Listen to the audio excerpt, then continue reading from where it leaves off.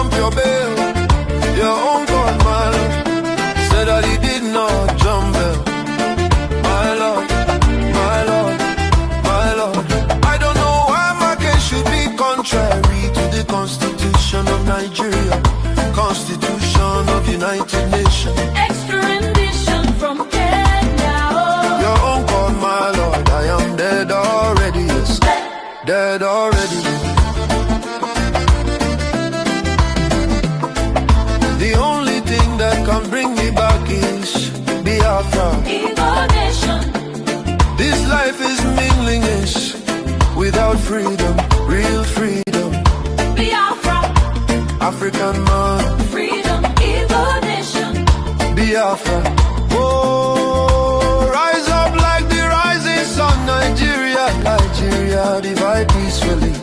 Referendum. Let them go. Referendum. Now is African man. Freedom. Oh, Nigeria, own call ruling, my Lord. My Lord.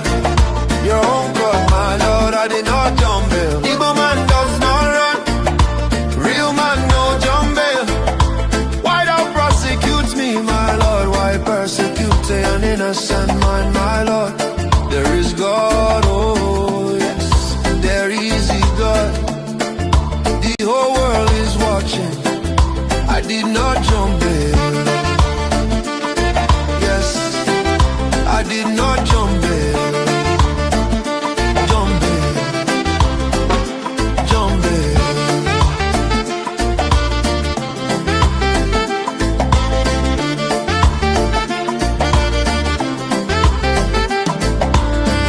They came to my house to kill me, to kill like Lagos.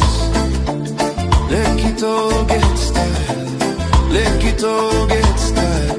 Nigerian army came to kill me, just to see me dead. Oh, I saw it, I saw it. I saw you said, Defender, self-defender. Did not jump in. I did not jump in. Stand tall, I stand firm. To defend myself, Nigeria, obey your own court order. I did not jump the bill. They came to kill, oh, extra rendition. Extra rendition. I did not jump your bill. I did not jump your bill.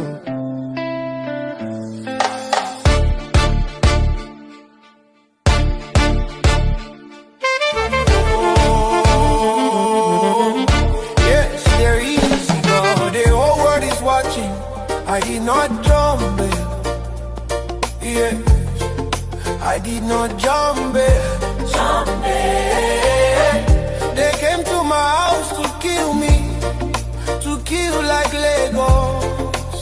Let it all get started. Let it all get style. Let it all get style. Nigerian army came to kill me, just to see me dead. Oh, I saw it. Beside I saw it. the defender, self-defender. Yeah, jump in. I did not jump in. I stand tall, I stand firm to defend myself. Nigeria, obey your own court order.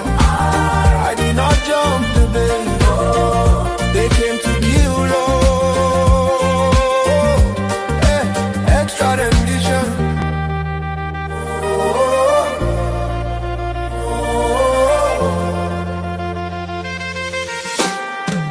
Extra rendition.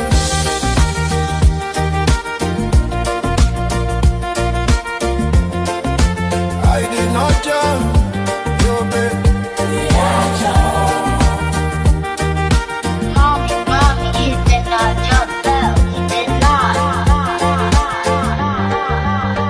Did I jump your baby?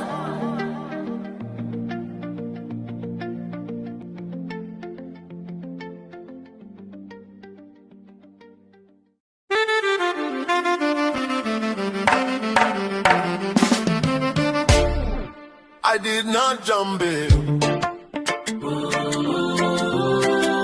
I did not jump in.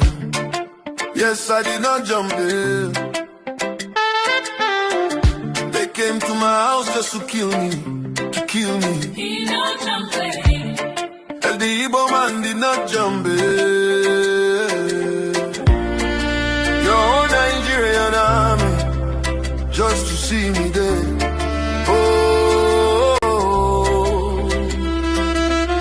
Your own court said a defendant did not jump bail. Defendant did not jump bail. I need my witnesses in court to testify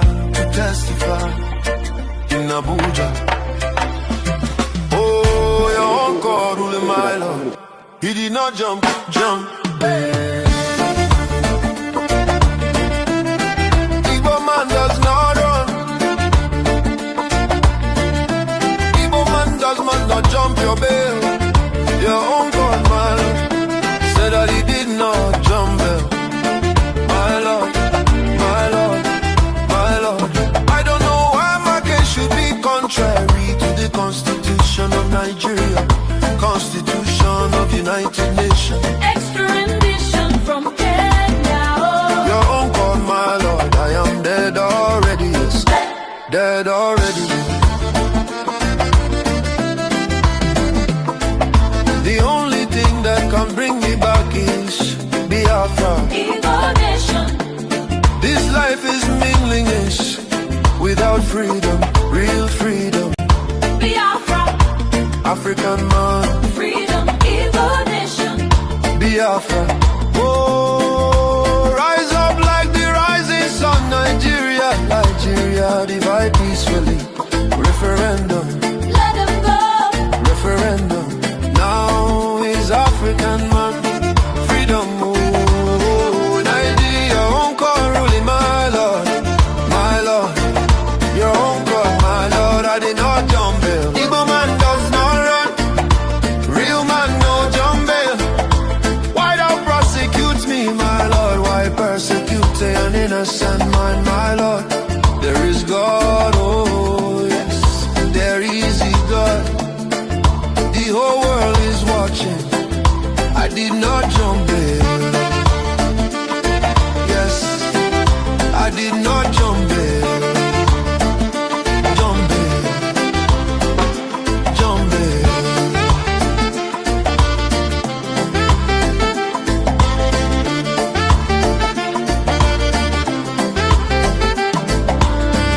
They came to my house to kill me, to kill like Lagos. Let it all get style. Let it all get style. Nigerian army came to kill me, just to see me dead.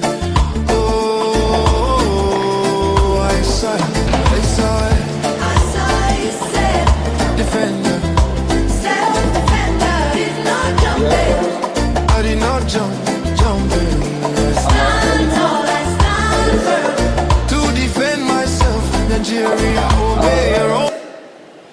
All right, the hour is here, and we all know the reason why we are here today. We are here for our freedom because it's our right.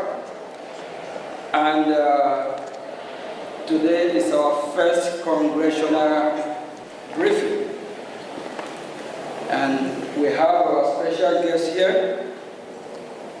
We Biafrans are familiar with who he is. He's someone who advocates for freedom, human rights, and also religious rights. We have our special guest, Marco Ruby. And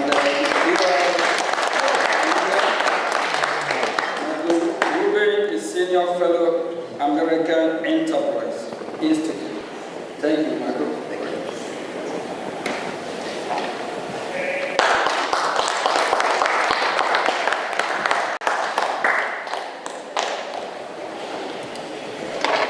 Thank you very much, Mr. Acting Prime Minister.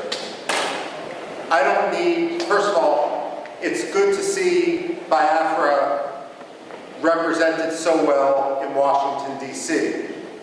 Unlike in Nigeria, and unlike in Finland, we're not going to arrest dissidents.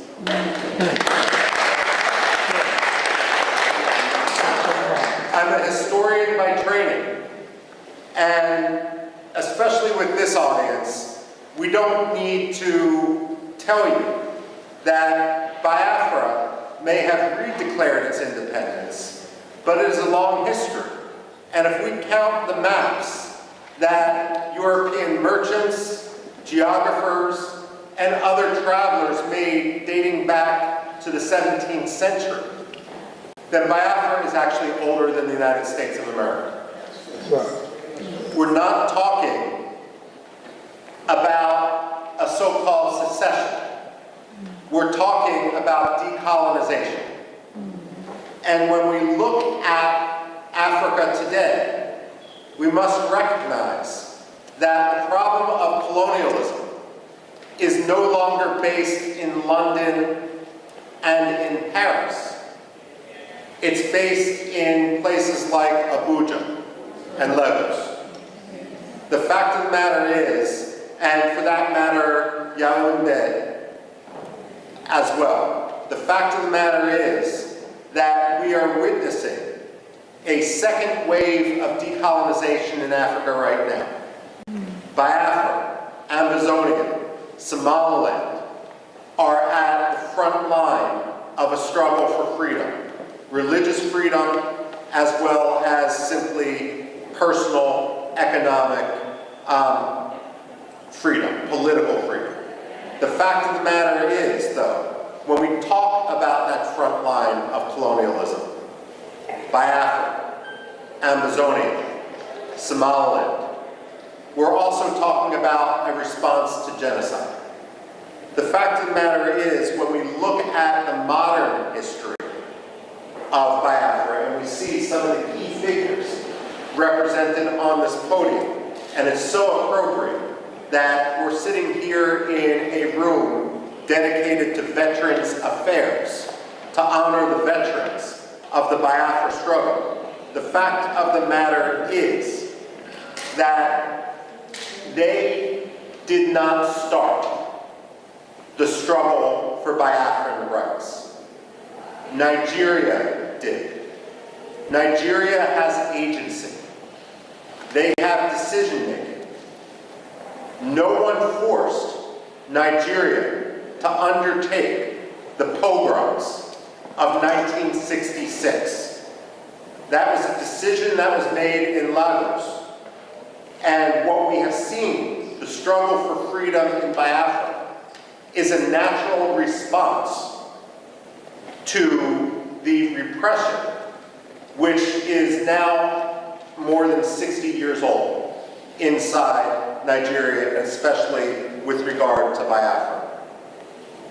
Now, we can talk about genocide, and unfortunately, what has occurred in Biafra in the late 1960s and so forth, isn't the only case of genocide that the 20th century has seen.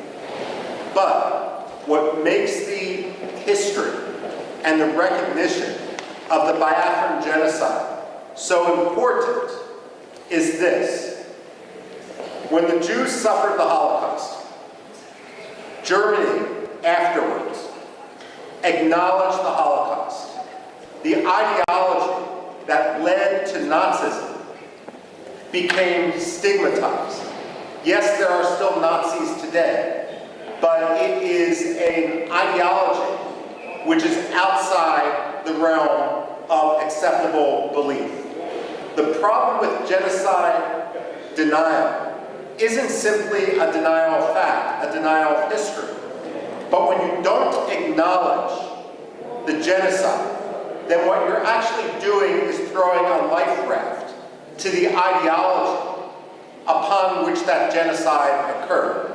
So when you have someone like the late Muhammadu Buhari, whose hands were covered in blood from the events of the Biafra genocide, rise to the presidency of Nigeria without anyone acknowledging his role, that simply perpetrates and legitimizes that genocide. Now, when it comes to genocide denial, I also have this to say. When people debate foreign policy in the United States, one of the progressive slogans that we hear time and time again is no blood for oil. Well, I have a message for Alexander Stubb. No genocide for oil. Finland has been a disgrace. Stubb has kowtowed to Turkey at the expense of the Kurds, at the expense of other dissidents, for the sake of getting Turkey to lift its de facto veto for Finland's NATO membership.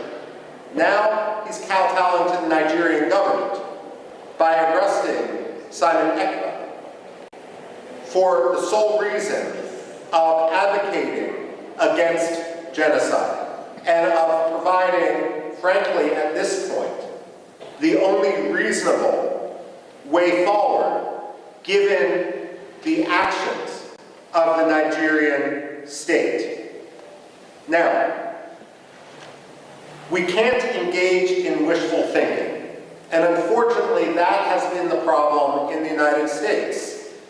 I would argue that Europe is more engaged in a cynicism where they simply want Nigeria's oil, and let's be frank, it's not Nigeria's oil.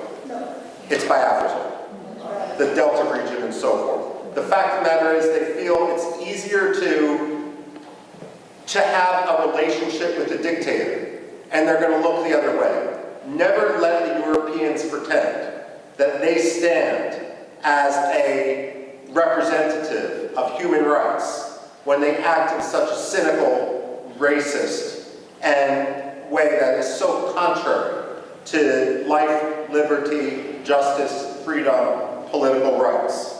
The fact of the matter is the Europeans need to be called out each and every day for that.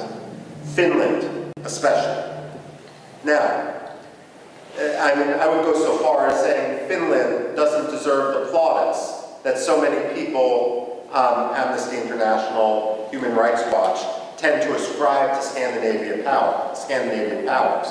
I would today argue that through its actions behind the scenes, by laundering the Nigerian government, by allowing, by cynically using this mantle which it had developed over decades as a protector of human rights, that Finland has become one of the most cynical promoters of human rights abuses, on par with Russia, with China, and with others. The only difference is Russia and China are much more open about what they're doing. Finland thinks they can have it both ways.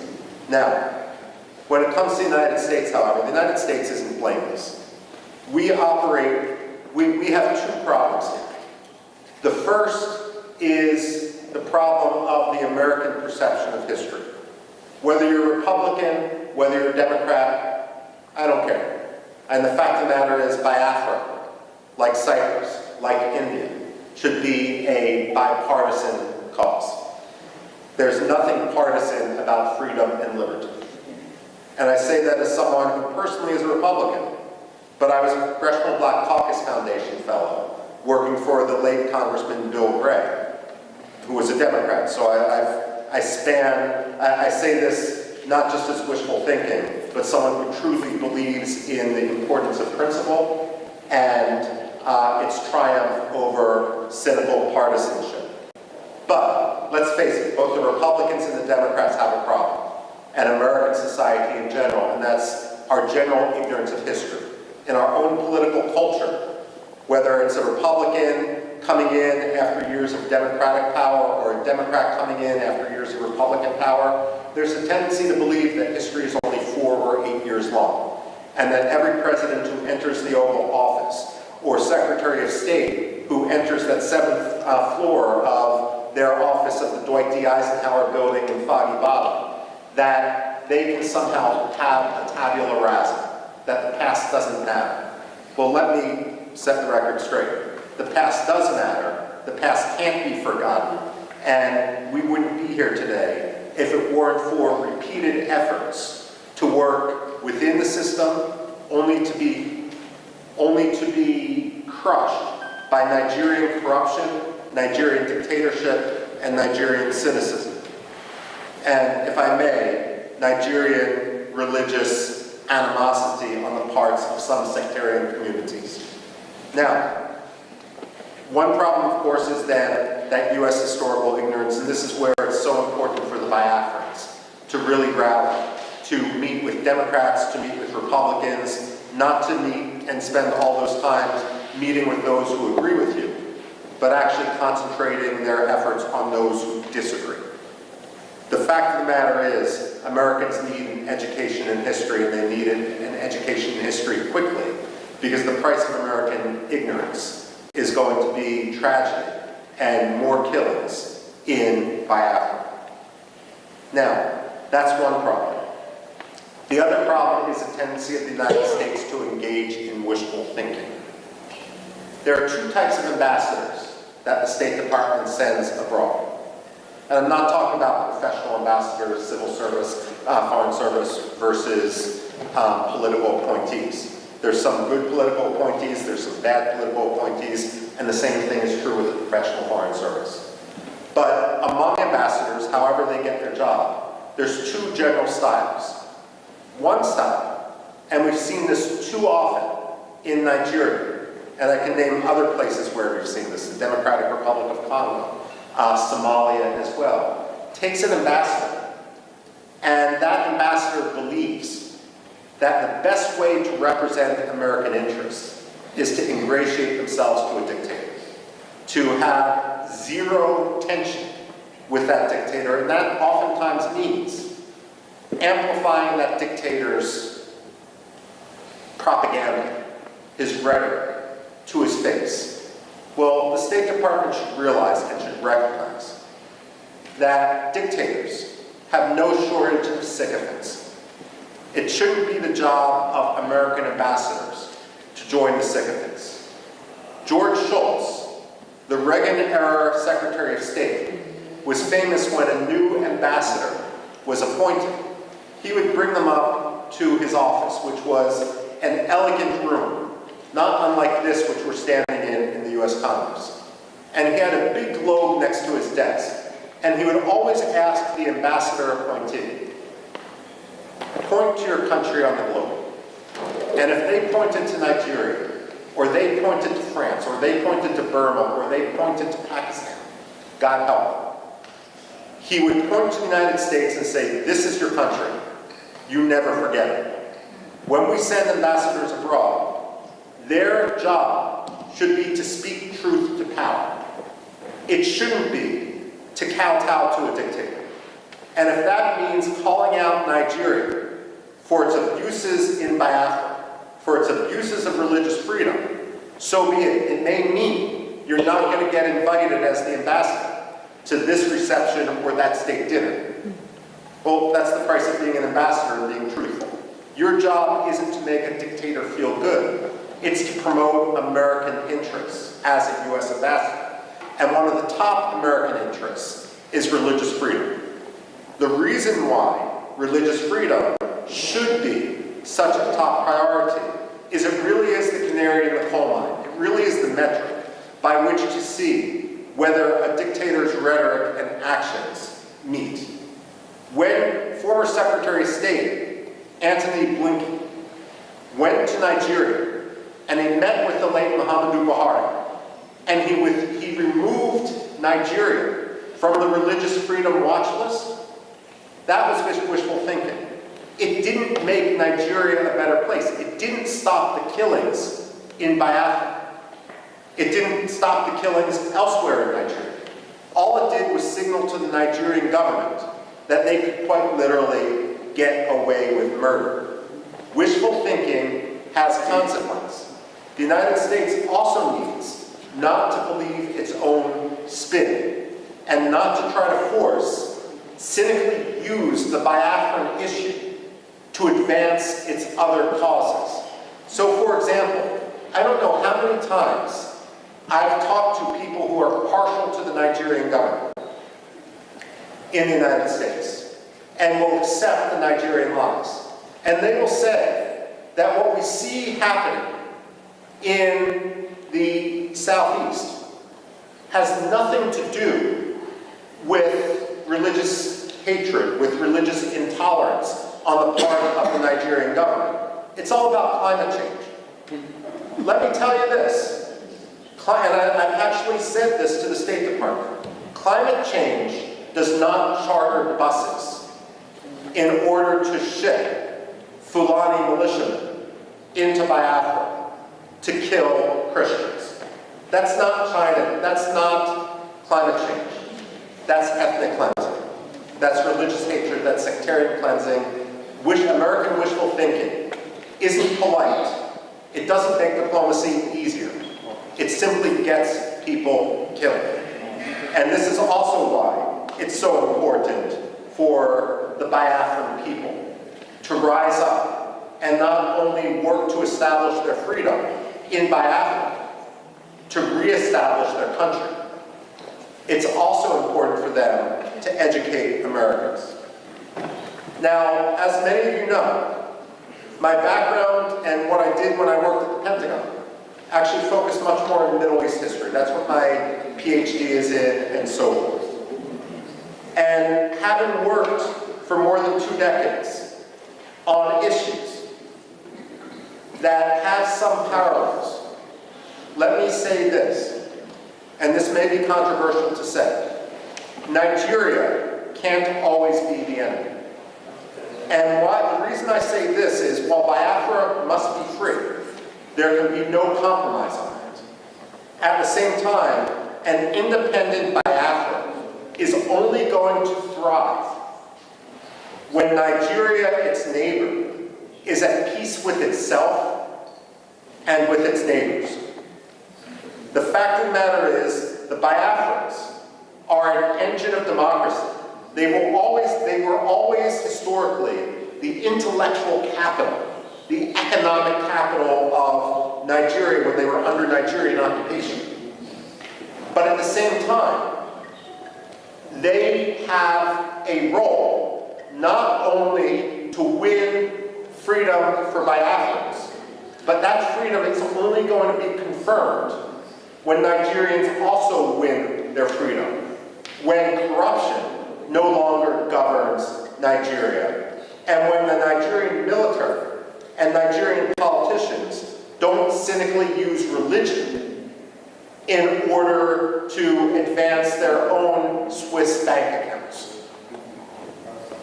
This is important, and this is a conversation, for example, it's understandable that you focus on Biafra, but this is an example which I've had conversations in the past with Iraqi presidents and prime ministers, and Kurdish presidents and prime ministers, and there's a recognition, despite the century-long struggle of the Kurds, the so-called largest people without a nation, to win their freedom, to win their independence. Many of them have also come to recognize that that independence is going to take real reform instead of ruin for their neighbor next door. I've had this conversation with the Cypriots and the Greeks, vis-a-vis Turkey as well. Turkey is a problem today, and Turkey is a problem which is going to work with the Nigerian government in order to kill Biafrans. But at the same time, what the Greeks and the Cypriots will tell you is, while today Turkey acts like an enemy, there can only be true peace once Turkey fundamentally reforms. And so it's important when you speak and when you advocate for your cause, not only to promote the freedom for Biafra, but to argue and to recognize that Biafran freedom is going to be symbiotic. It's going to bring stability to the region. Biafra is going to be a model, not only for Biafra, it's going to be a model for Nigeria, so that Nigeria can get its act together, even as Nigeria heads towards the precipice. No one wants to, let me put it this way, many of you are familiar with the American satirical newspaper, The Onion. I remember a headline in that satirical newspaper after Russia invaded Georgia in 2008. It was a fake announcement by Condoleezza Rice, the Secretary of State, who was arguing that the U.S. position is that no American allies should border Russia because it was just too difficult. The fact of the matter is, she was warning allies not to border Russia as if they have a choice. The fact of the matter is, it's in no one's interest. It's always going to be a problem for occupied Biafra and for independent Biafra to border a failed state, to border an irredentist state, to border an aggressive military dictatorship. Independent Biafra is going to need to recognize that as Nigeria fails, and let's face it, today it's a failing state. It's a building, it's a 10-story building that's ridden with termites. The fact of the matter is that every military leader inside Nigeria is going to try to distract their own Nigerian public by trying to whip up a frenzy against Biafra. So on one hand, you need to be prepared for that. And you recognize this because this is your history. But on the other hand, if there can be fundamental reform in Nigeria, then ultimately you will thrive and be the most prosperous country in Africa. Now, the other point I need to make, and this is not for the people here, but some of the people abroad, is that when you talk to Americans, especially non-Biafran Americans like myself, like congressmen and so forth, I am honored here to be with the acting Prime Minister. I hope someday to be with the non-acting Prime Minister, Simon Ekpa, as well, if he's ever sprung from his Finnish dungeon. But the fact of the matter is, as an American, as someone who obviously has no Nigerian heritage, it's not my job or my concern to decide who the leader of Biafra is.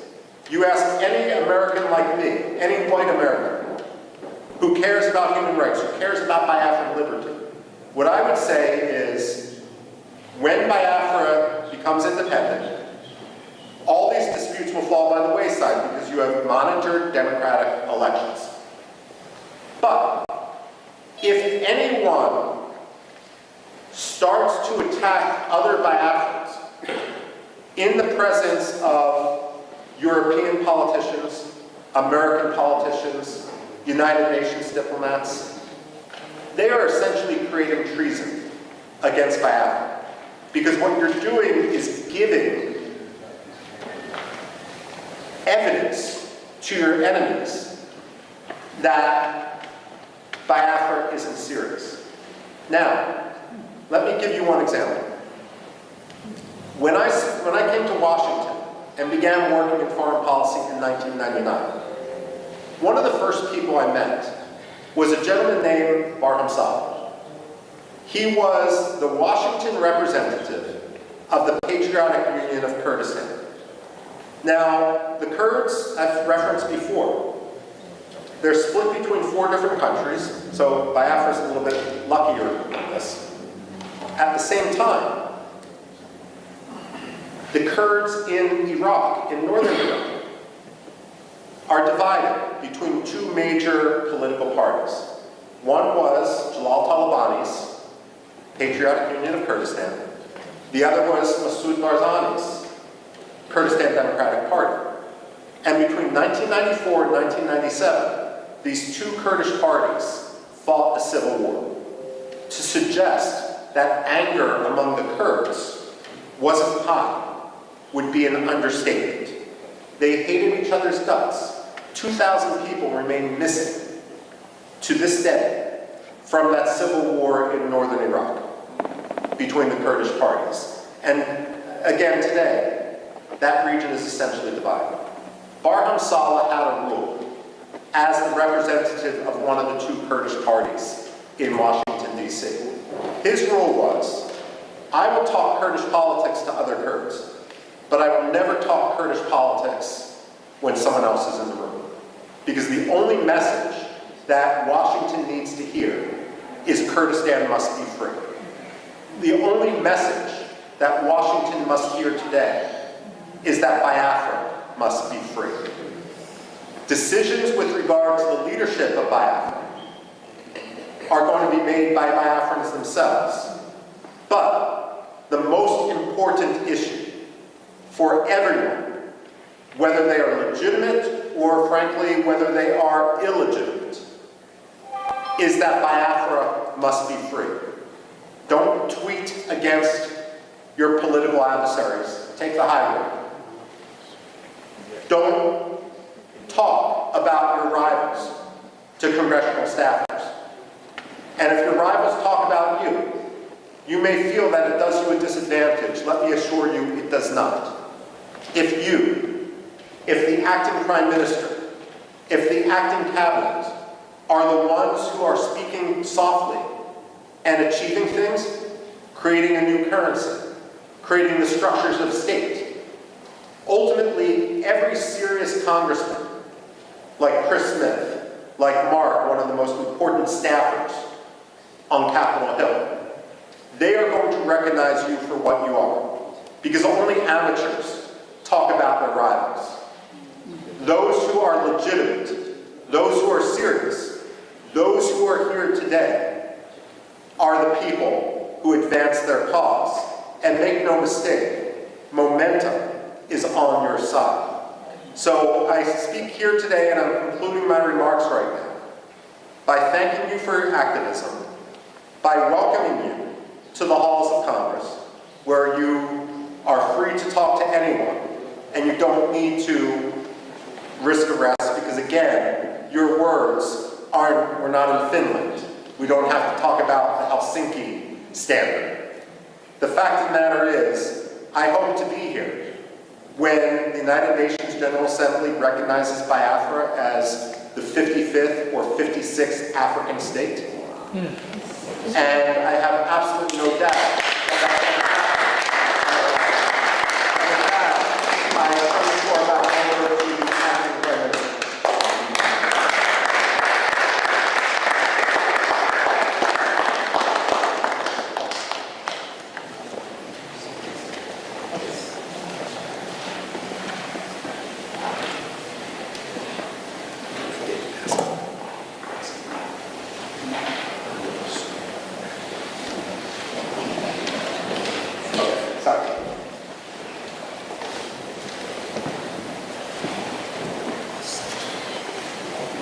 Please, can we give a hand of applause?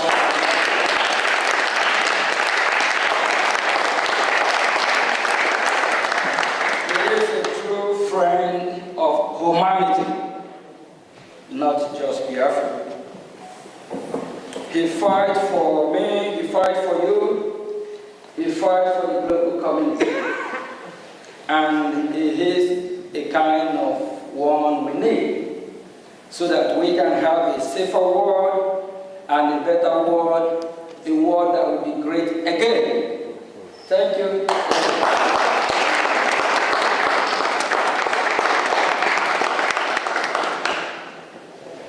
My name is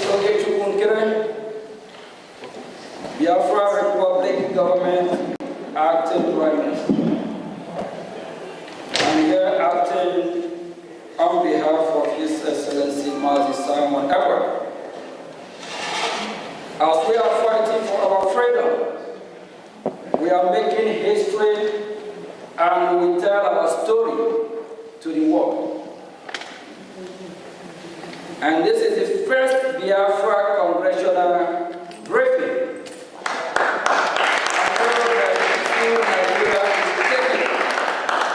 If I tell you, you won't believe.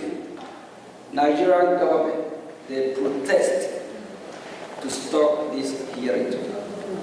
They protest. They have not started protesting.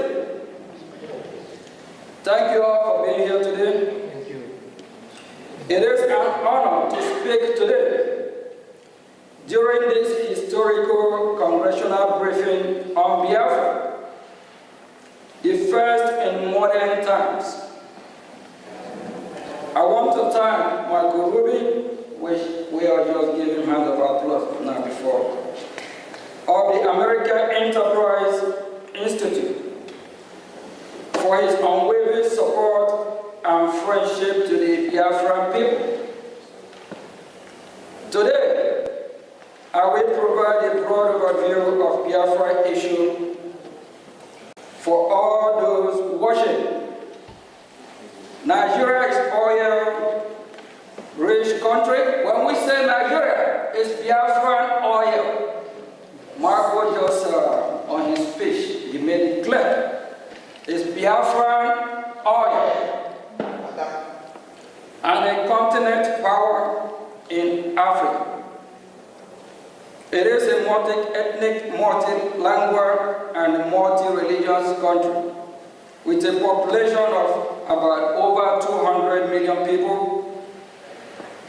There are three major ethnic groups: the Igbo, the Yoruba, and the Hausa Fulani, and 250 other smaller ethnic groups. The Hausa Fulani are predominantly Muslim and live in the northern Sahara of part of Nigeria. The Yoruba who live in the southwest are split almost even between Muslim and Christian. The Igbos, along with related tribes, whom we refer to as Biafras, the interface of this submission, inhabit the southeast part of Nigeria, which is Biafra, and we are no longer Nigeria. We don't identify ourselves as Nigeria, we are Biafra.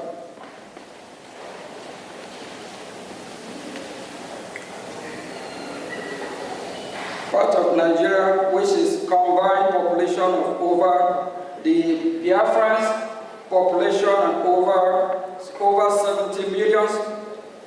Biafrans are predominantly Christians and traditional worshippers, with constituencies also practicing Judaism. Their land is blessed with human and mineral resources, including vast hydrocarbon. Biafrans are very commercially inclined, industrious, and are given to scholarly and professionally pursuit in addition to their first nature of gifted martialized.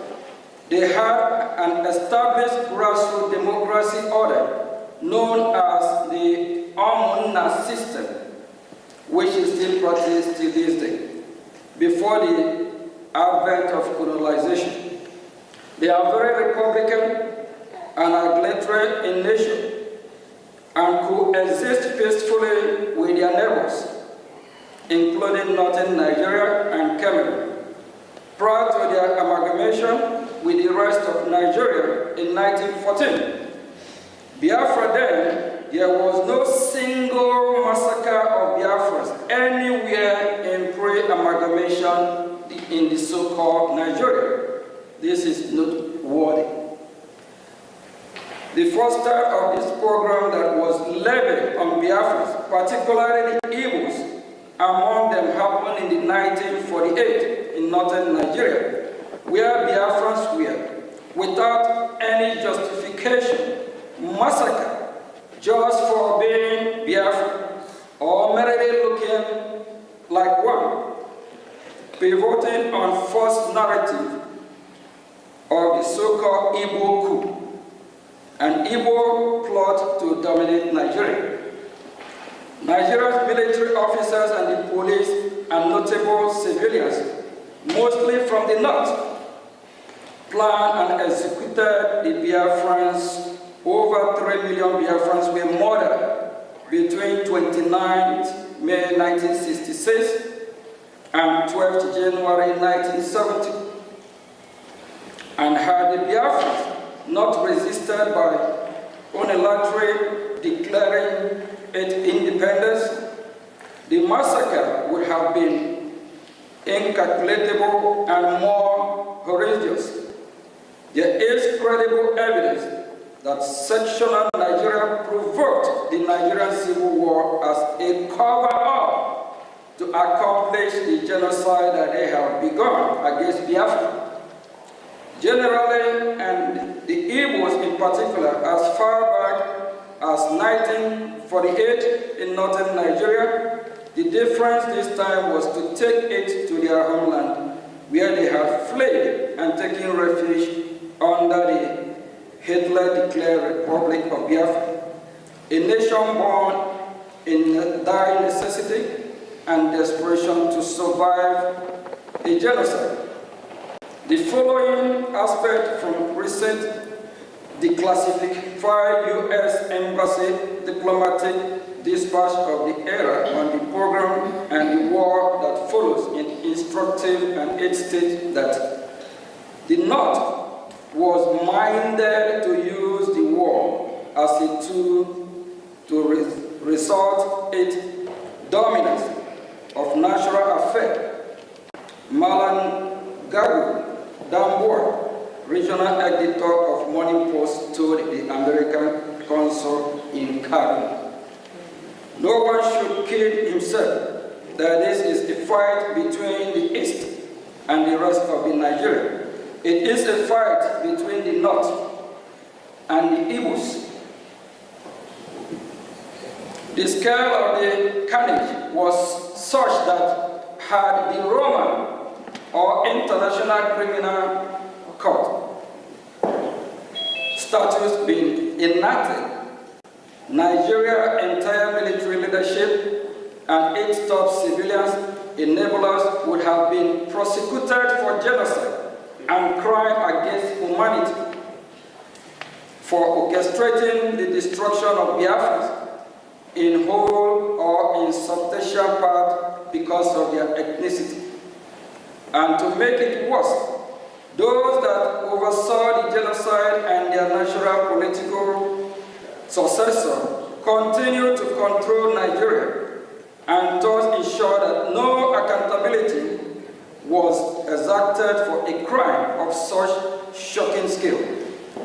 And to date, no apology or remorse has emanated from official Nigeria or any of the prime state actors.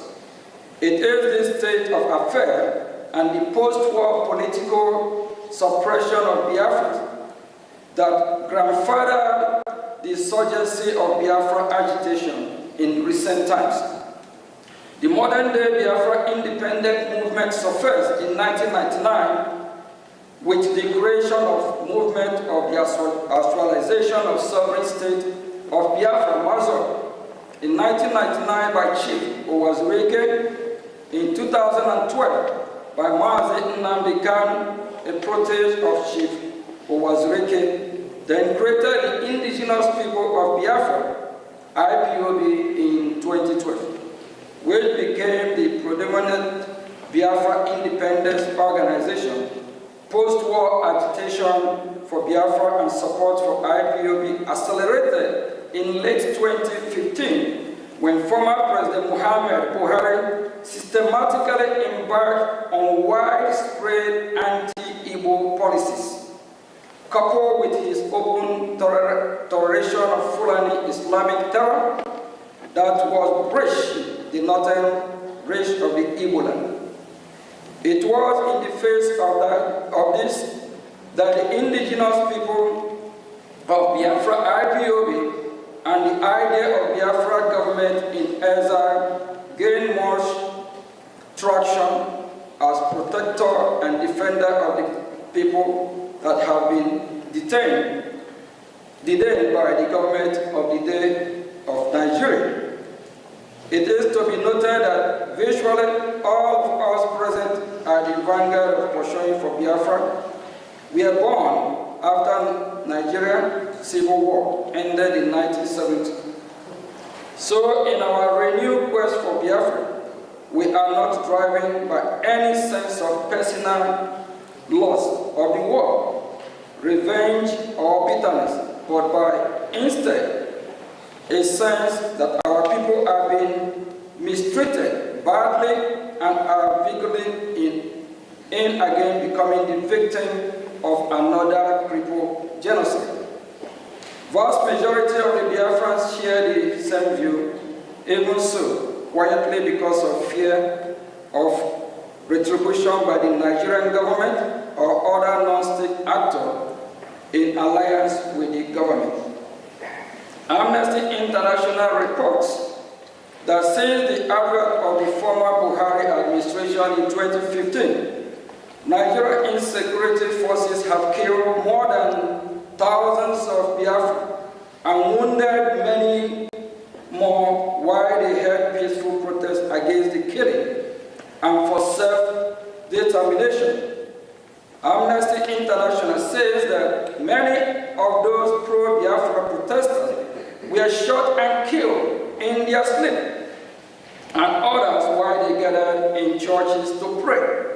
Many of the protesters were shot and killed from behind while they tried to escape.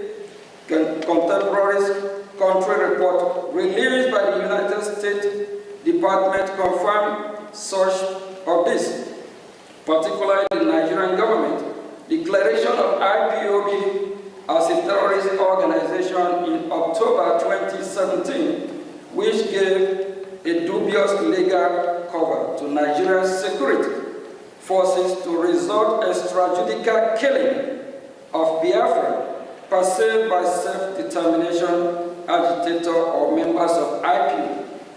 As such, as you are reading this, the other killings of Biafra by the Fulani Islamic terrorists is ongoing as we speak.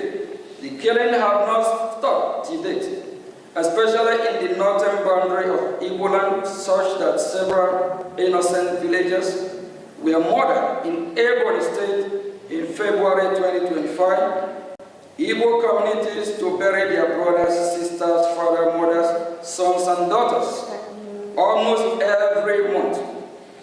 And after times, the violence is maliciously and falsely attributed to unknown government or faceless Biafran separatists.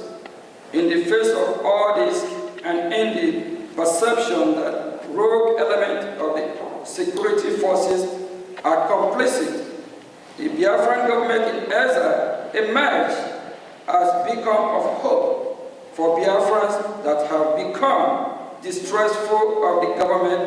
It bears mentioning that when the agitation for Biafra accelerated in late 2015, the response of Nigerian government was disappointingly non-pragmatic. Instead of acknowledging the burgeoning popularity of the agitation and take bona fide measures to contain it through constructive engagement or dialogue, the government went wide with deadly and extrajudicial law enforcement action that backfired by fueling the agitation to levels not seen since the end of the Civil War in 1970. This misguided law enforcement action turned a dangerous corner and boomeranged when the government went rogue by extraordinary rendition of our leader, Mazi Nnamdi Kanu, the Biafran leader from Kenya, in late June 2021. No doubt this is an avoidable overreaction that has composed Nigeria's legal system, triggered the international legal order against Nigeria, and bettered the government driving insecurity that have brought Southeast Nigeria, which is Biafra land, to this day. In between, Fulani Islamic terrorists have capitalized on the situation to disquiet Southeast Nigeria to no end. After Mazi Nnamdi Kanu illegal kidnapping, one of Mazi Nnamdi Kanu proteges Finland-based Biafran activist, His Excellency Mazi Simon Ekpa, took charge of the Biafra independence movement and created the Biafra Republic government in Brgie, of which he is the Prime Minister. As the next illustration of the Biafra independent movement, the Brgie has galvanized the support of the Biafran population and has engaged in high-level dialogue in Washington, D.C. with U.S. government officials. Furthermore, Brgie organized a self-referendum in which more than 950 million Biafrans voted in favor of independence. Brgie held an independence convention in Lahti, Finland, which started November 29 to December 2, 2024, in which Brgie declared the independence of Biafra on December 2, 2024. December 2, 2024, Biafra was redeclared. The government of Nigeria, according to Mr. Ekpa, has orchestrated 5 assassination attempts against his life. After allegedly failing to assassinate Mr. Ekpa, the government of Nigeria successfully pressured the government of Finland to arrest Mr. Ekpa in November 2024 on political motivated charges. The government of Finland then issued an indictment against Mr. Ekpa, as well as subsequent conviction, which demonstrate the political nature of the persecution at the instigation of government of Nigeria. The indictment by Finland, issued in May of 2025, alleged that Mr. Ekpa participated and supported a terrorist organization, even though pro-Biafra organizations are not designated as terrorist group in Finland or anywhere in the European Union. In fact, the only country in the world where pro-Biafra organization the only country in the world where pro-Biafra organization was designated is in Nigeria.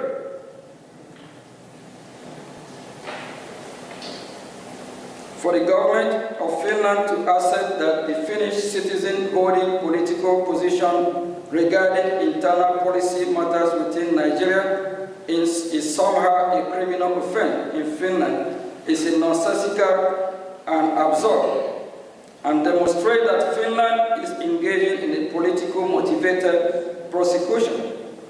Nigeria conduct toward both Mazi Nnamdi Kanu and Simon Ekpa demonstrate transnational repression.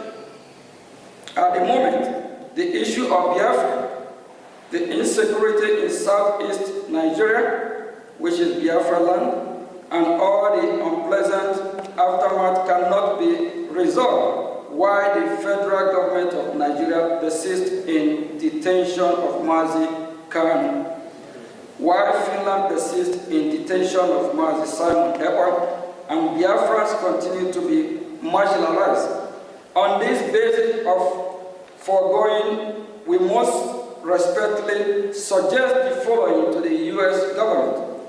1. We urge the United States government to invoke the Global Magnitsky Human Rights Accountability Act, Summit 5 of Title S, 11 of 114-28328, to identify and impose travel and financial restrictions on all officials of the federal government of Nigeria and any Nigerian non-state actor implicated in the killing of Biafrans, Christians in their homeland in southeast Nigeria, which is Biafra land. We urge United States government, including through targeted sanction and or tariff, to pressure the government of Nigeria to release Mazi Nnamdi Kanu and allow him a safe passage out of Nigeria. 3. We urge the United States government to pressure the government of Finland regarding its political motivated trial and conviction against pro-Biafra active Simon Ekpa. 4. We urge the United States government to deny all bilateral assistance and visa to officials of the government of Nigeria if it continues to engage in transnational repression against pro-Biafra activists, and if Simon Ekpa and Mazi Nnamdi Kanu continue to be held in detention. Consequently, Biafra through Brgie are ready to engage with the international community, include the United States of America government, especially in seeking to establish a newly independent Biafran state. The Brigade is willing to engage in deal-making with U.S. government and come to economic defense and security agreement with the United States.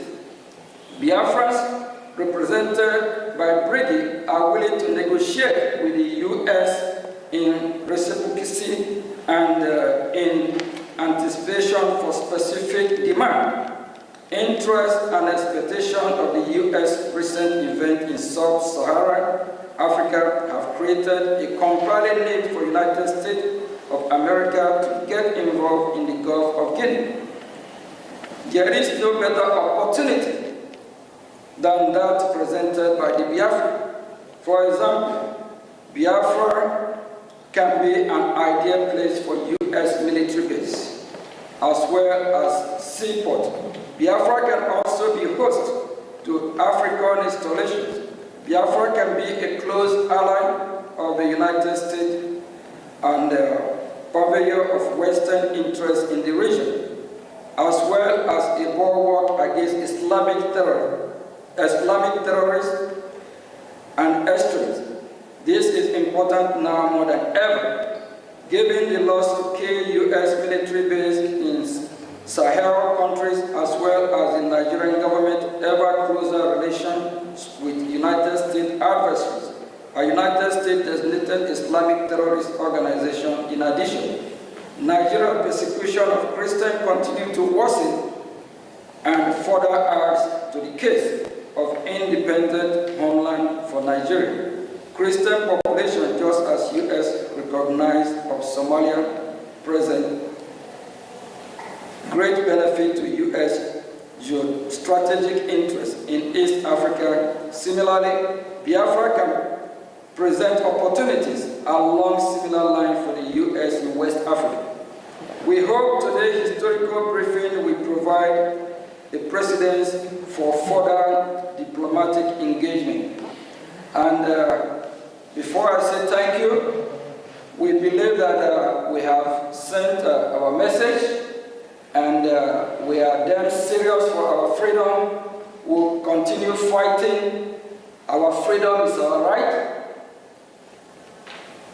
No one else can do it better for us than us. And we are sending message to the world, especially the United States of America. We appreciate the opportunity and the privilege they have given us to voice out so that they can do what is right. We believe they are listening. We believe very soon we'll be having more diplomatic engagement with the United States of America, the leader of the free world. Thank you.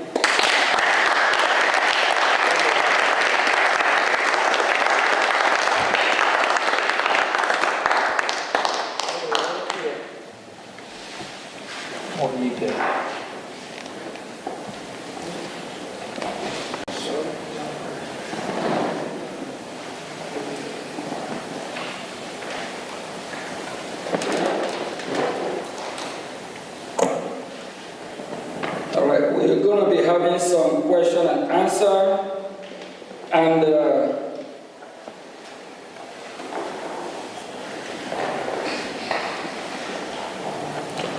we have some witnesses that will be asking questions about the current situation, what is happening in Biafra land, if it is suitable for them, if it is that what they want. Do they deserve to live better than what is happening here today? We are glad to be here, and this is the beginning of our hearing in Washington, D.C. We believe that U.S. government, they are watching, they are listening, they are following, even if the members of the Congress, the ones that are not here, they are watching, so they know what we are doing and what is going on. I will call on Mazia Bobi. Yeah.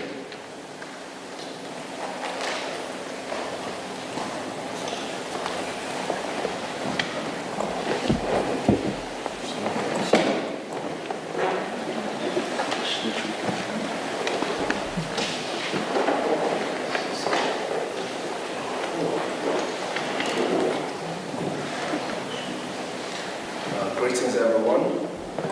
Greetings, Biafrans who are here present. First of all, I want to appreciate everyone for being here. It's not easy. It is only a man who seeks for freedom that goes knocking on all doors. Because every locked door against each and every one of us is a locked door against millions of Biafrans. Especially millions of Biafrans, yourself, myself, who are witnesses, and over 50 million people who gave the Brgie government their vote for the self-referendum conducted in Finland. It conducted back home and ratified in Finland by over 517 Biafrans. So I appreciate each and every one of you who are here. And we thank the United States Congress for giving us this opportunity, for calling us to hear our voice at this time. It is of utmost importance that the Biafran people in general speak up now to stop the killing, to help the world, to help those who cannot speak for themselves, and the entirety of the people who live in the geographical location known as Nigeria, to regain their freedom. The freedom that we seek today is not just for the Biafran people, but for over 230 million people who exist in a place where they are all in a cave. Most of the people who exist there do not know themselves no more, cannot, for some reason, stand up and defend themselves. Of course, we know fear is part of terrorism. With me here are fellow Biafrans who are witnesses to the ongoing genocide in my land, Biafra.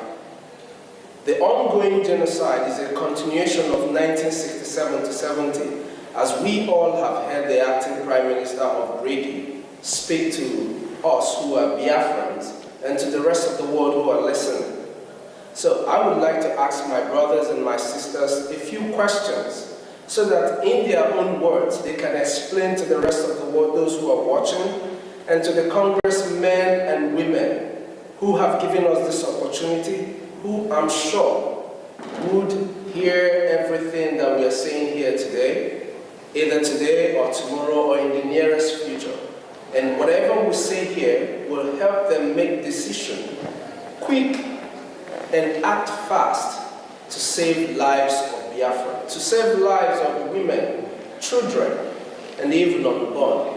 Because in our case, we lose children in the mother's wombs due to Nigerian terrorism. Now, first of all, I would like to call on my sister, who is a witness, Love Akobondo. I would like to ask you, Love Akobondo, how would you describe the persecution and marginalization of Biafrans from your own personal observation and experience? What are the root causes of this genocide?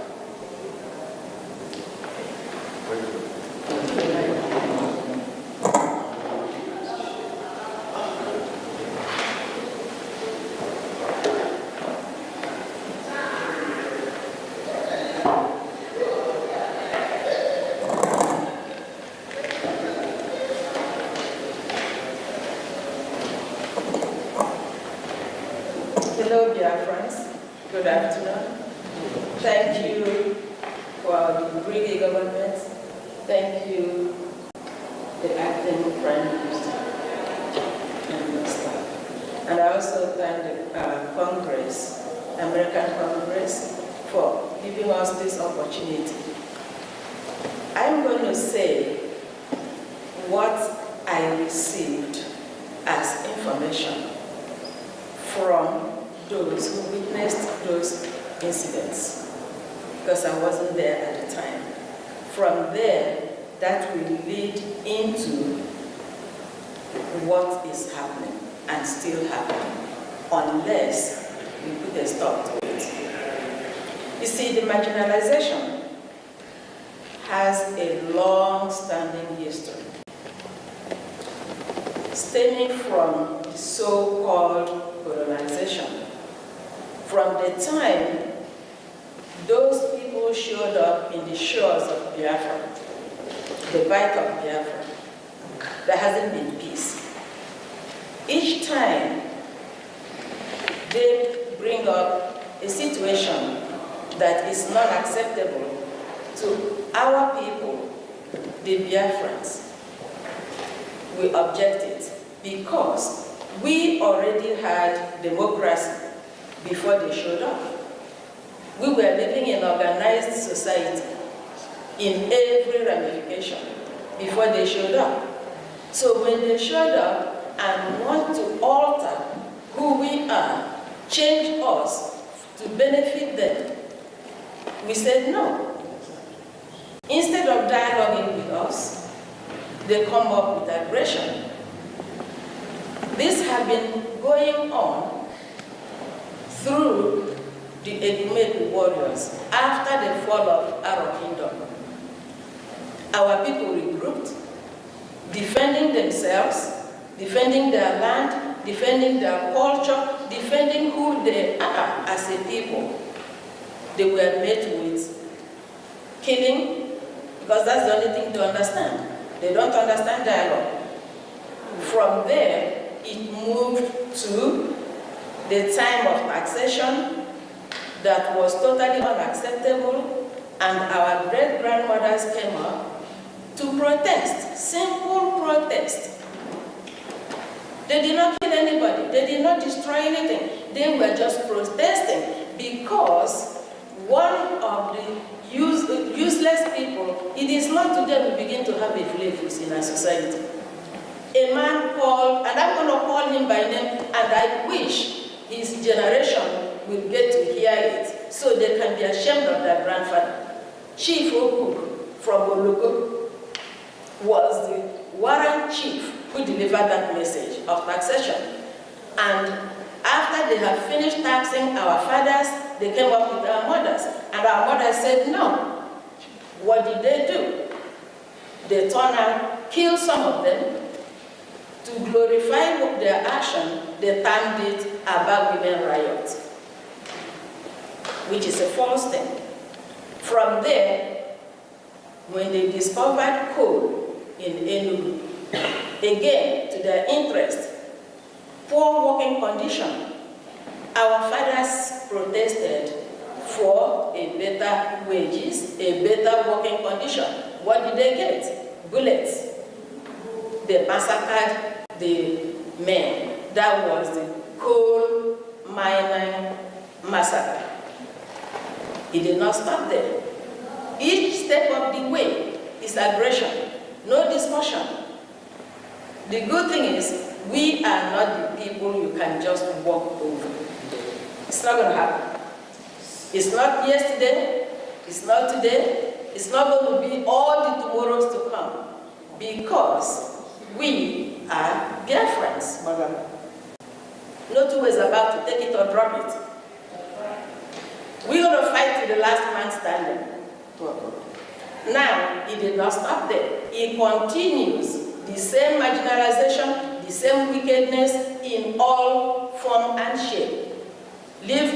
Fast forward to the so-called flag independence. What did we get? The 1966 pogrom. I have a sister-in-law who lost her father to 1966 pogrom. Move forward, 1967. the so-called genocidal war, which the world refused to acknowledge. They think sweeping it under the carpet is going to make a difference. It's going to escalate, and it's escalating. We have no apologies to anybody. Biafra must be free. Okay?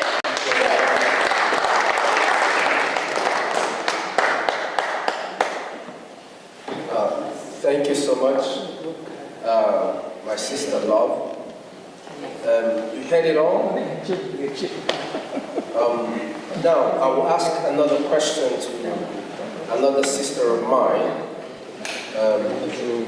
Ms. Nonye Chima, sorry. We know how the United States government categorizes certain countries as state sponsors of terror.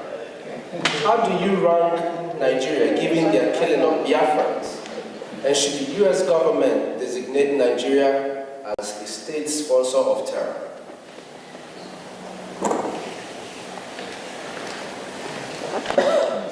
Thank you very much for that question. First of all, I just want to thank Honorables Jim Moran and Elias Terasulis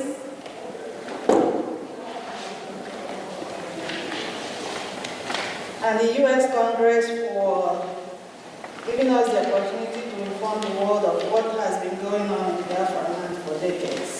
So for the question, these are some of the reasons why United States government should designate Nigeria as a terror organization.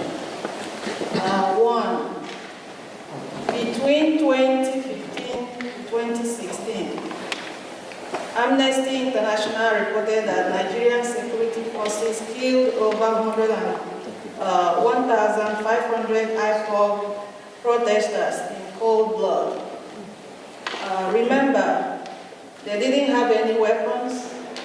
They were just exercising their rights as citizens.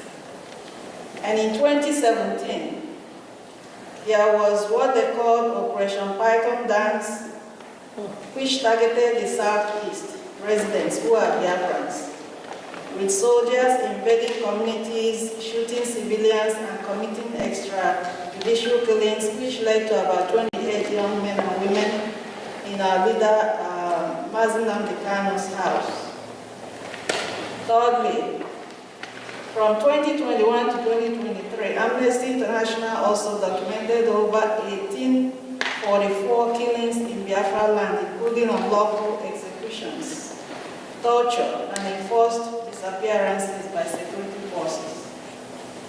And one might ask whether these killings or these killers have been apprehended and brought to justice, and the answer is no.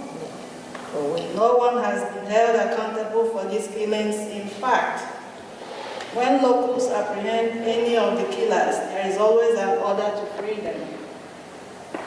Up till today, the killings continue, and the painful thing is the fact that Biafrans are killed simply because we are Christians, simply because of the crude oil in Biafra land, and because they want to Islamize us by force, which we are resisting. So I call on the global community to pay attention to what's going on in Biafra land and elsewhere where there is a genocide going on. Thank you all so much. Thank you so much. That was wonderful. That's what we expect from every Biafran to always carry in their heart. The fact that our people are dying every day. Now, I want to ask my brother Emmanuel Ugo, how would you describe the hatred of Biafrans or Igbos within the Nigerian by the political establishment, which has traditionally been controlled by the Muslim North? Would you say this is an important part of why there is support for the Biafran independence movement? Thank you all. When we talk about Biafran hatred, the hatred of Biafrans in Nigeria by the political establishment, that goes deeper. Some of us came into this world and we live with this hatred, and we keep asking ourselves, why? Why us? What have we done? Year after everything we have gone through. The hatred runs deep in the Nigerian establishment, in their blood, both the political establishment and people from other parts of the country. We see this hatred every day. We have this economic jihad that has been going on. Our businesses are being born in Lagos, in the north. We are not allowed to scale when it comes to political positions as in the presidency of the country. And now we are seeking for Biafra. We want to be on our own so that we can be able to live in peace without facing this hatred every day. The Fulani Caliphate are the ones controlling Nigeria, and with this economic jihad, they have continued to display this economic jihad on the Biafrans, day in, day out, in every aspect of life, and we are tired of it. And we say this is the reason why over 80 million Biafrans, over 50 million Biafrans voted for the Biafra self-referendum, because they themselves are tired of the hatred. Every one of us can see it, even the young ones. And that is why there is maximum support for Biafra, so that we can have our own independent state and live in accordance with our own values. So that's what I will say about that. Thank you.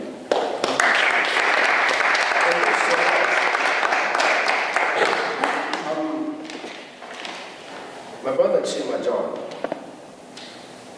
for those amongst you who lived during the first Biafra Civil War, it's called a civil war, but we know it's a genocidal war against the Biafran people, 1967 to 1970.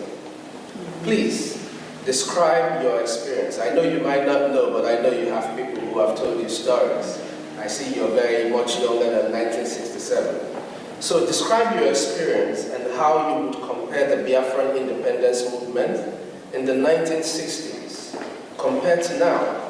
And what do you wish the United States government to do regarding the issues of Biafra? Thank you very much. Thank you very much. And I want to thank the U.S. Congress for the opportunity that we have today to be at the top for this hearing regarding Biafra. Some of us were not born in the war, but we have heard, we have read about all the atrocities that happened against Biafrans and against the Igbos during the war. We saw that Biafra land was completely destroyed by the Nigerian state in collusion with its Western allies and the Soviets. They destroyed schools, they destroyed the infrastructure. And while we're growing up, every part of Nigeria was designated as educational industry. And these are places where there were no bombs, where there was no destruction. But in Biafra land, in Igbo land in particular, Igbos were never designated as educational industry for education. And we know what happened during the Civil War.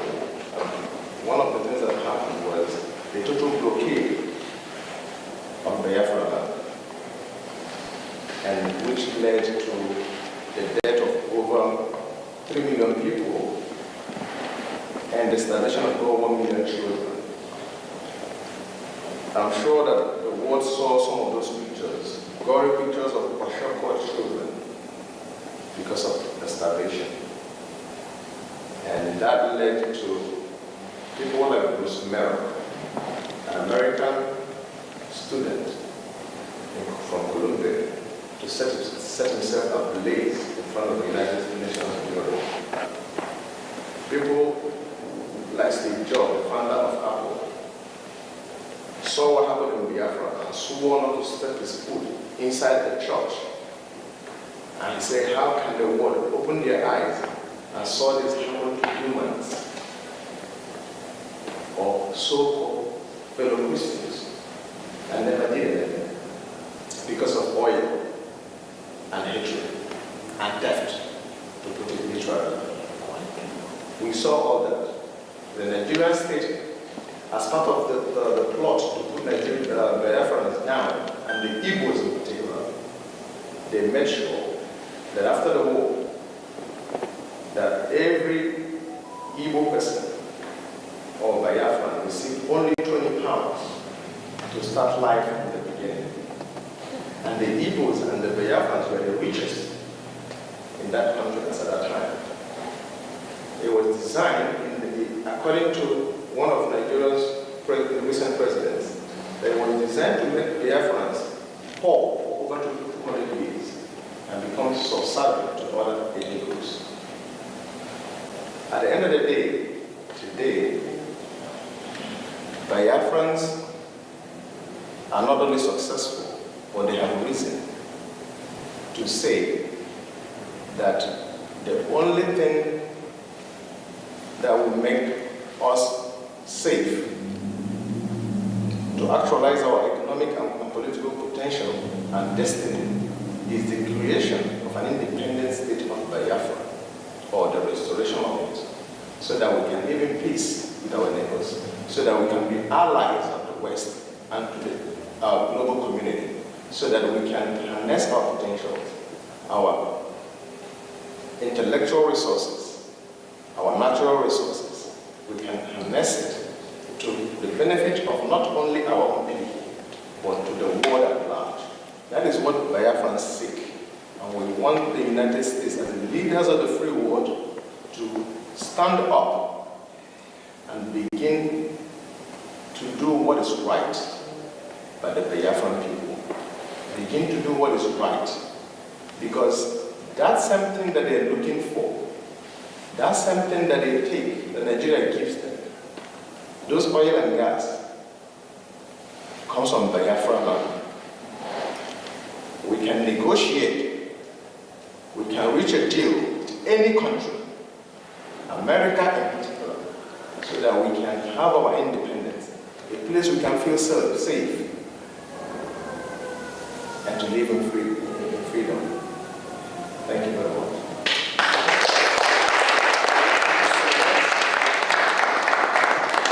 Just so you know, my mother served in the Red Cross during the war, and my father was equally a soldier during that war.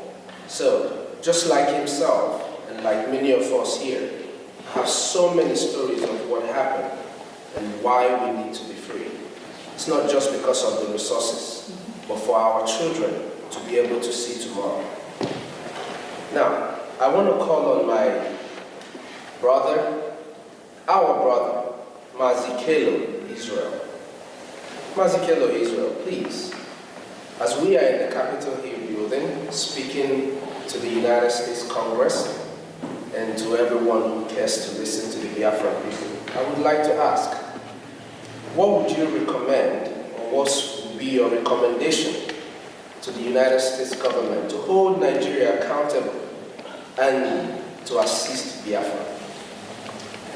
Thank you, Honorable Speakers. Thank you very much, Honorable.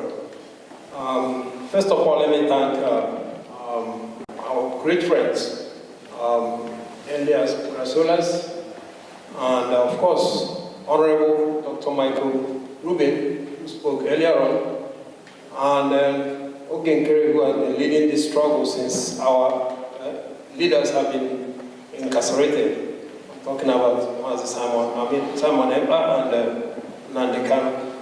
And I want to thank the U.S. Congress for allowing us this opportunity to come here. Again, they are demonstrating that they are the leader of the free world, as against other nations where they don't want to talk about this. As our Honorable Michael Rubin has said, here you are free to talk and nobody will arrest you. And so we are here requesting that U.S. government to come and stop the killings that is going on in Nigeria. We are talking about the genocide that happened 1966 to 1970. Right now, that happened mainly in the southeast. Right now, the entire Nigerian state is a killing zone. It rivals what happened during the Civil War. And so we are pleading with the US Congress to come to quickly, not to delay, by doing these following things: to officially recognize Biafra genocide of 1966 to 1970, which has continued up to today. As our Honorable Minister said, Michael Rubin said, because those who committed the genocide have not been charged, instead they seem to have been congratulated by lifting them to be the presidents of that place. This has empowered them to continue with the genocide. So we are pleading with the US government to live up to their moral standards as the free world leader, to come immediately to this aid of Biafrans. We are also pleading with the US government to condemn immediately, because that will save life, condemn immediately the abuses that is going on there, which is quite obvious. It's not hidden.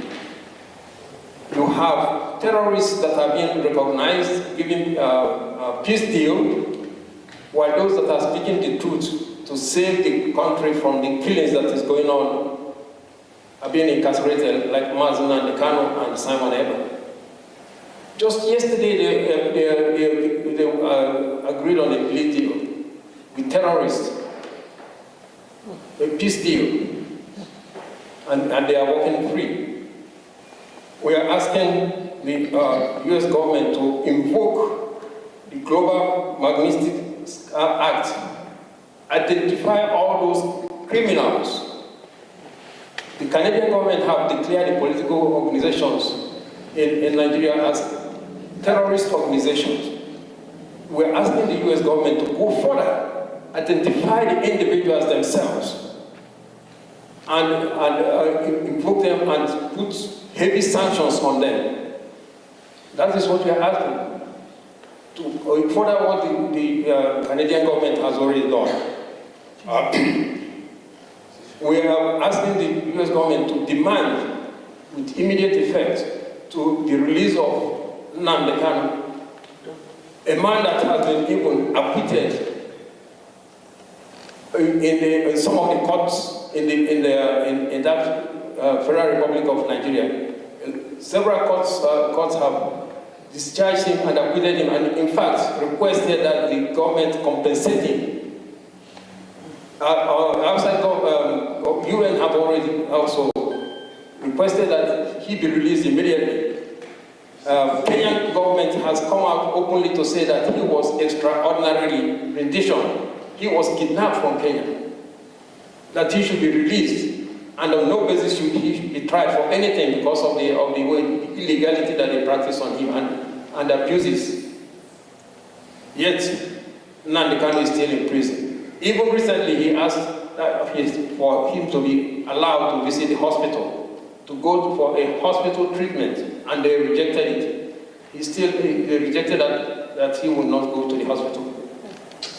So we are asking the US Congress to act immediately. We need urgent help. We also ask US Congress to pressure Finland to release Simon Eber. He was doing nothing other than he was worried seeing the decimation of his people. Okay? But that's the only thing we are asking, to pressure Finland government to release Simon Eber. Finally, we ask the US Congress to recognize the referendum that was conducted, 50 million Biafrans voted.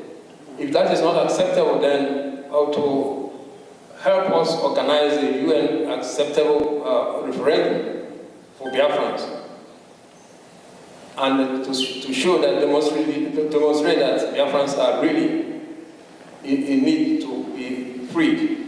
And the freedom we're asking for Biafrans is not only for Biafrans, because it will also free the ordinary people of that country called Nigeria from all the killings that are going on, which is only going to escalate as the 2027 elections continues.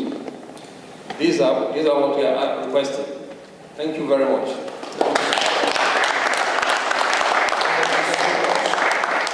Just to add one single thing to what he said, something that is very dear to me. I really wish that the United States Congress and the United States government would help us pressure Nigeria. I would like for the genocide that took the life of over 5 million of my people to be recognized. If today we speak about the Holocaust, there is no reason why we shouldn't speak about the death of over 5 million Biafrans. Thank you very much.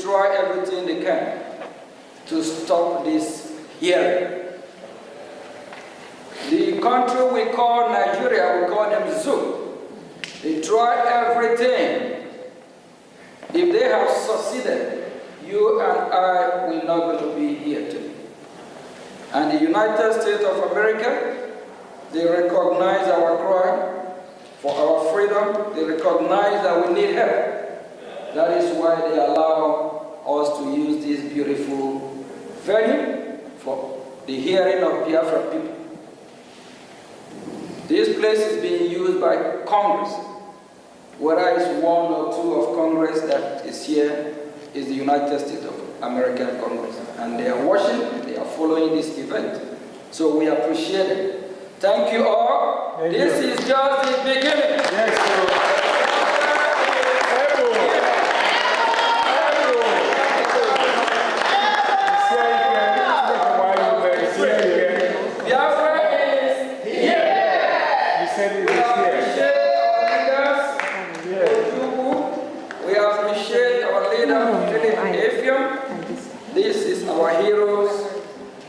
Set the pace, and we appreciate everything they have done. Please, if you can help bring that. Yes. They show us the way, and we follow the way. Yes, sir.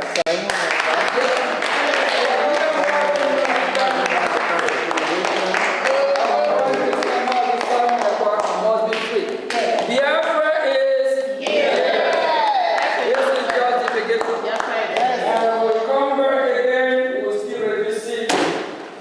Capital, and we'll keep pushing, and we believe the United States of America will hear our voice. Thank you all, and God bless. Thank you.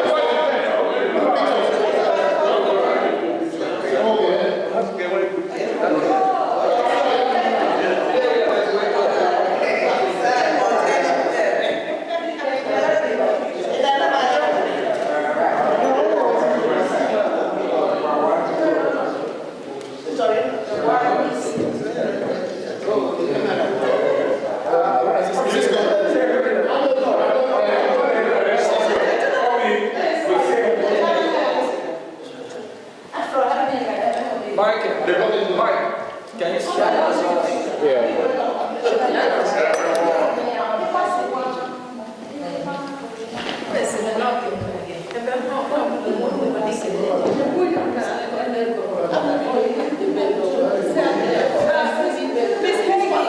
Miss Heggie, you can come in.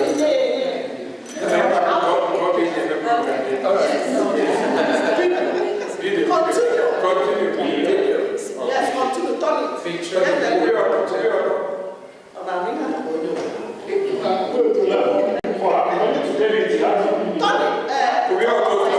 Turn it like this, my friend.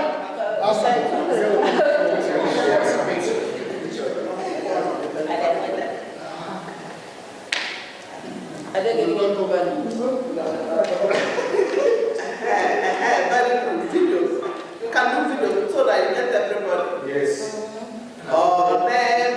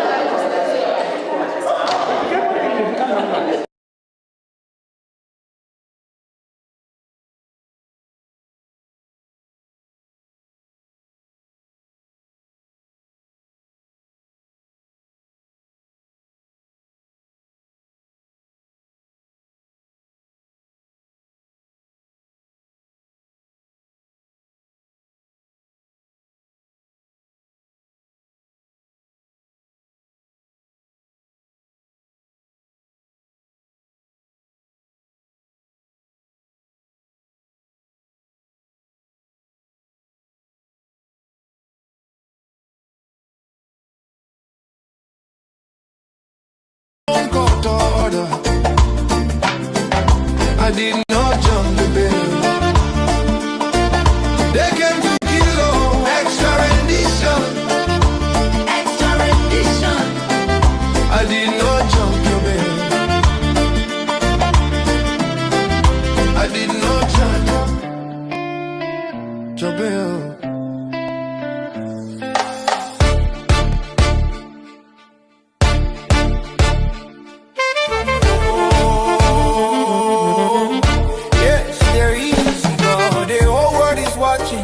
I did not jump it. Yeah, I did not jump it. Jump it. They came to my house to kill me, to kill like Legos. Like it all gets tired. Like it all gets tired. Like it all gets tired. Nigerian army came to kill me, just to see me there. Oh, I sigh. Defender, self-defender. Yeah, jumping. I did not jump it. I stand Biafra to defend myself. Nigeria, obey your own court order. I did not jump the bail. They came to kill Lord. Extra rendition.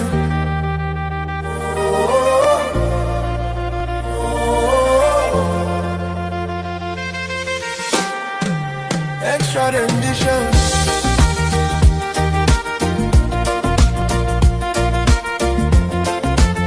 I did not jump your bed. Mommy, you did not jump bell. You did not. Jump your bed.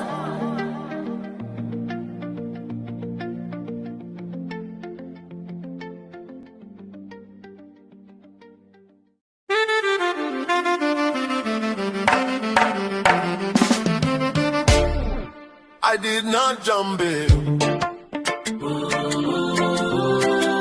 I did not jump it.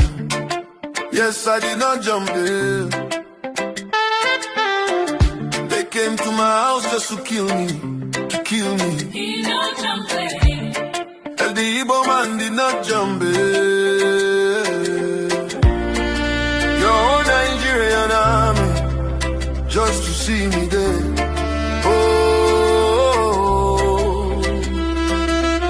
Your own cause said a defendant did not jump bail. Defendant did not jump bail. I need my witnesses in court to testify in Abuja. Oh, your own court ruling my lord. He did not jump bail. Igbo man does not run. Must not jump your bail. Your own God, my lord, said that he did not jump bail. My lord, my lord, my lord. I don't know why my case should be contrary to the Constitution of Nigeria, Constitution of United Nations. Extra rendition from Kenya. Your own God, my lord, I am dead already, yes, dead already. The only thing that can bring me back is Biafra. This life is meaningless without freedom, real freedom. Biafra, African man, freedom, Igbo nation. Biafra. Oh, rise up like the rising sun, Nigeria, Nigeria, divide peacefully. Referendum, Let them go. referendum. Now is African man, freedom. Oh, Nigeria, your own call ruling my lord, my lord.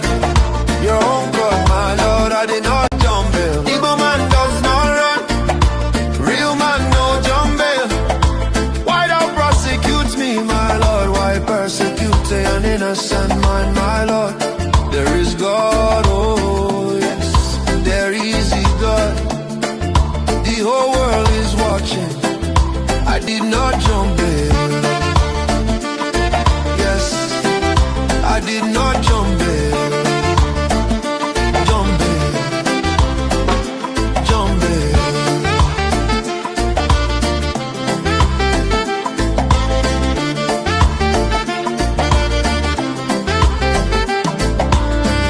They came to my house to kill me, to kill like Lagos. Let it all get style. Let it all get style. Nigerian army came to kill me, just to see me dead. Oh, I saw it. You said, Defender, self-defender, did not jump in. I did not jump in. Stand tall and stand firm. To defend myself, Nigeria, obey your own court order. I did not jump the bail. They came to kill, oh, extra rendition. Extra rendition. I did not jump your bail. I did not jump.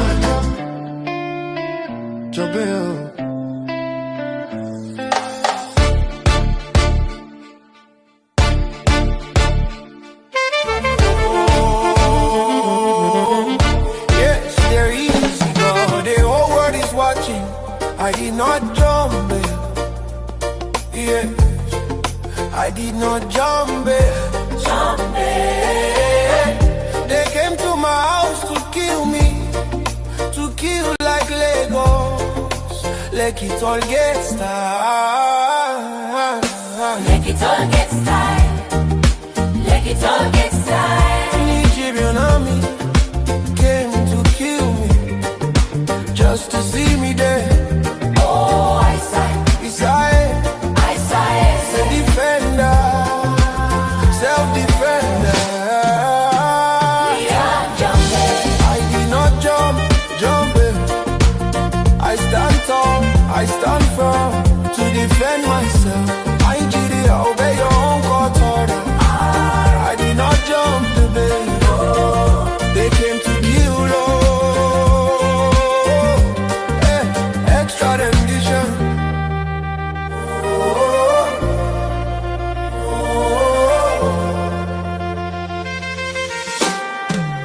Extra rendition.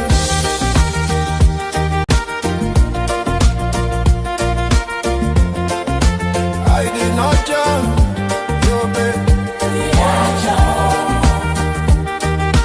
Mommy, you did not jump though. You did not. Did I jump your bed?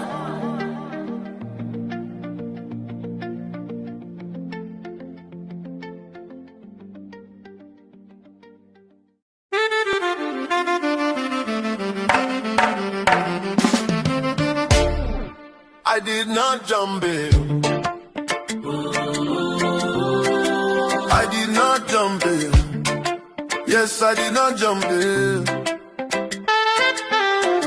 They came to my house just to kill me, to kill me. Did not jump it. And the Igbo man did not jump it.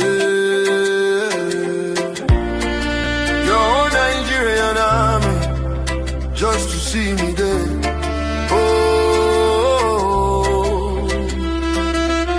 Your own court said a defendant did not jump bail. Defendant did not jump bail. I need my witnesses in court to testify in Abuja. Oh, your own court ruling my lord. He did not jump bail. Igbo man does not run. Not jump your bail. Your own God, man, said that he did not jump bail. My Lord, my Lord, my Lord. I don't know why my case should be contrary to the Constitution of Nigeria, Constitution of United Nations. Extra rendition from Kenya. Oh. Your own God, my Lord, I am dead already, yes, dead already. The only thing that can bring me back is Biafra. This life is meaningless without freedom, real freedom. Biafra. African man. Freedom, Igbo nation. Biafra. Oh, rise up like the rising sun. Nigeria, Nigeria, divide peacefully. Referendum. Let them go. Referendum. Now is African man, freedom, oh, Nigeria, your own call, ruling my lord, your own call, my lord, I did not jump bail. Igbo man does not run, real man no jump bail. Why thou prosecute me, my lord, why persecute an innocent man, my lord? There is God, oh yes, there is a God. The whole world is watching. I did not jump in. Yes, I did not jump in. Jump in. Jump in.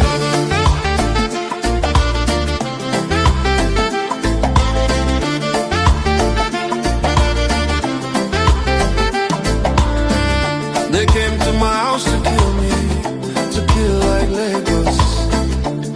Let it all get style. Let it all get style. Nigerian army came to kill me, just to see me dead.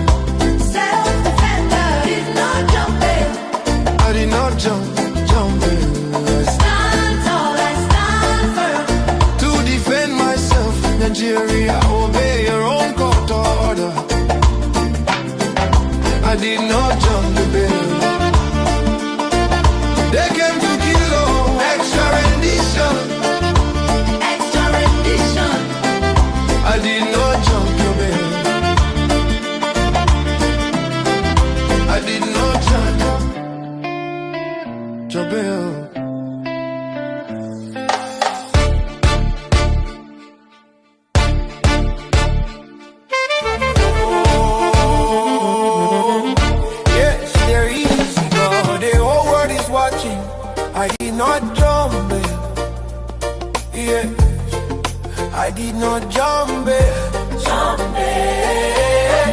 They came to my house to kill me, to kill like Legos. Like it all gets tired. Like it all gets tired.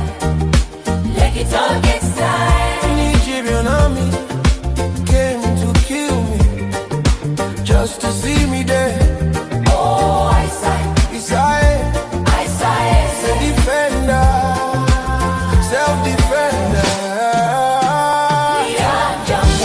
I did not jump it. I stand tall, I stand firm to defend myself. I did it, obey your own court order. I did not jump the bed. They came to kill Lord. Extra rendition.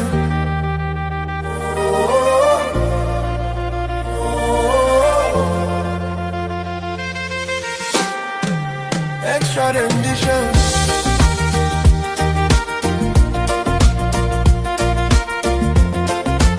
I did not jump your bed. Mommy, you did not jump bell. You did not.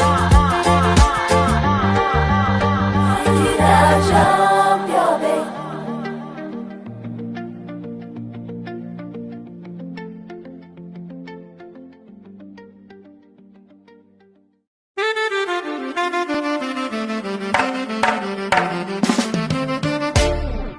I did not jump it.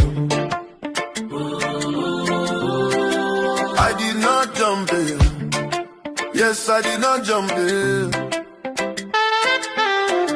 They came to my house just to kill me, to kill me. Did not jump it. And the Igbo man did not jump it.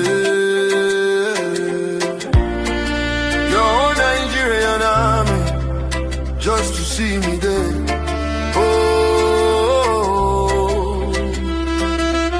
Your own cause said a defendant did not jump bail. Defendant did not jump bail.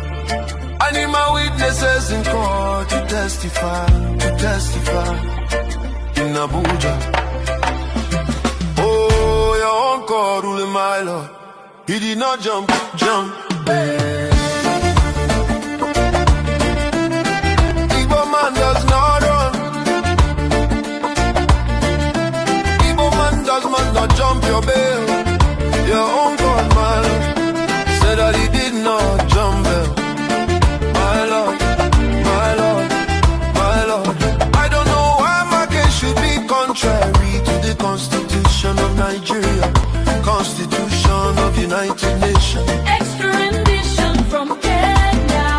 Your own God, my Lord, I am dead already, yes, dead already. The only thing that can bring me back is Biafra. This life is meaningless without freedom, real freedom. Biafra. African man. Freedom, Igbo nation. Biafra. Oh, rise up like the rising sun. Nigeria, Nigeria, divide peacefully. Referendum. Let them go. Referendum. Now is African man, freedom, oh, Nigeria, own call ruling, my Lord, your own call, my Lord, I did not jump bail. Igbo man does not run, real man no jump bail. Why thou prosecute me, my Lord, why persecute an innocent man, my Lord? There is God, oh yes, there is God. The whole world is watching. I did not jump in. Yes, I did not jump in. Jump in. Jump in.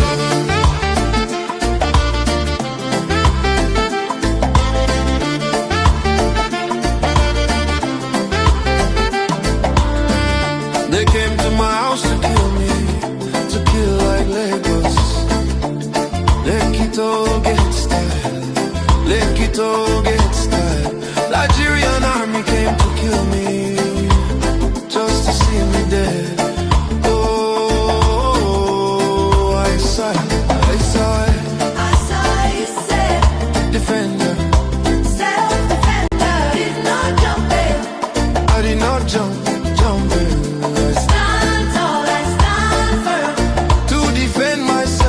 Nigeria, obey your own court order. I did not jump the bail. They came to kill, oh, extra rendition. Extra rendition. I did not jump your bail. I did not jump your bail.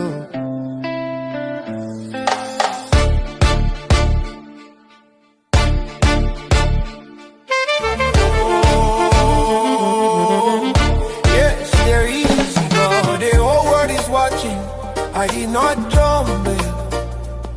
Yes, I did not jump it. Jump it. They came to my house to kill me, to kill like Legos. Like it all gets tired. Like it all gets tired. Like it all gets tired. Nigerian army came to kill me, just to see me there.